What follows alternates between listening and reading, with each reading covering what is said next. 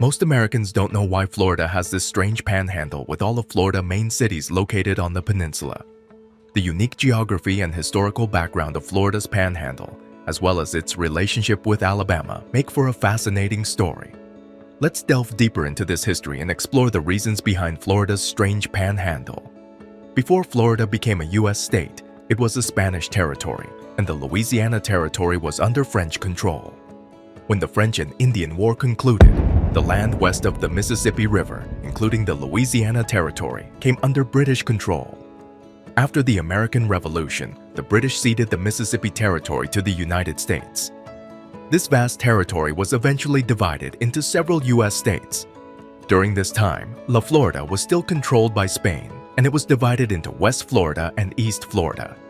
English settlers in Western Florida expressed a desire to become part of the United States, primarily due to the advantages of being part of a U.S. state. However, their isolation was a significant obstacle. The residents of Western Florida attempted to join Alabama on numerous occasions, a total of 11 times over roughly a century. Their sense of isolation and a stronger connection to the neighboring region were the driving forces behind these attempts.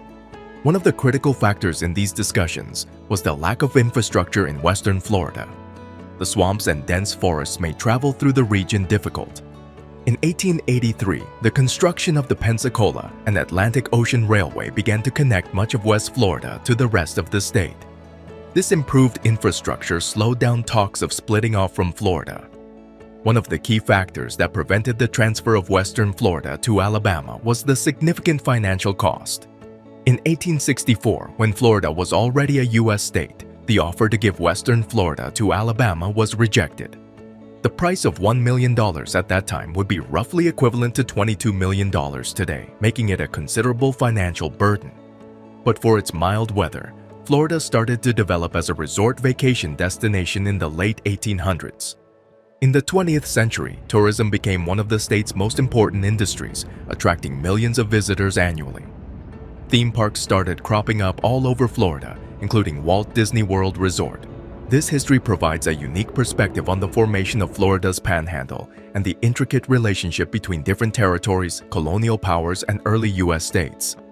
Over time, the development of infrastructure and changing circumstances gradually diminished the desire for Western Florida to separate from the rest of the state, at least for the time being.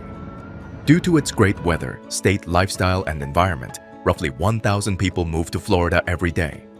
The Sunshine State attracts well over 300,000 new residents every year across its counties. After New Mexico, Florida is the second most popular state retirees move to. How's that for neat Florida facts?